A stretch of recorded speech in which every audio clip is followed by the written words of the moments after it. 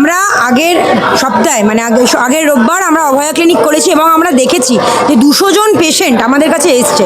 আমাদের ডাক্তার হিসেবে আমরা শপথ নিয়েছি পেশেন্টকে পরিষেবা দেওয়ার, কিন্তু হাসপাতালে আমরা দেখতেই পাচ্ছি জুনিয়র ডাক্তারদের কোনো নিরাপত্তা নেই। তাই আজকে আমাদের পথে নেমে যেতে হয়েছে।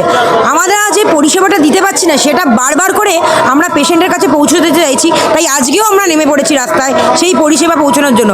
আজকেও আমাদের কাছে এখন 150-এর ওপর পেশেন্ট এখন অবধি চলে আমাদের এখানে দেখিয়ে গেছে, আরও পেশেন্ট আসছে। আজকে তো তোমরা রাজপথে আদালতেরও এই কর্মসূচিটা নিয়েছে, এই কর্মসূচিটার একটু ব্যাখ্যাটা যদি দাও। আমরা সাধারণ জনগণের সাথে যারা আজকে আমাদের পাশে এসে দাঁড়িয়েছে তাদের থেকে আমরা জানতে চাই এই যে এতদিন ধরে বিচারটা ডিলে হচ্ছে, এই যে বিভিন্ন মানে আমাদের প্রশাসনই, স্বাস্থ্য প্রশাসন, পুলিশ প্রশাসন অ্যাক্টিভলি চেষ্টা করছে বিচারের পথে রুখে দাঁড়াতে, তাদের কী মতামত এই ব্যাপারে সেটা জানার জন্য, সাধারণ জনগণের থেকে জানার জন্য আমরা আজকে এই আদালতটার ব্যবস্থা করেছি।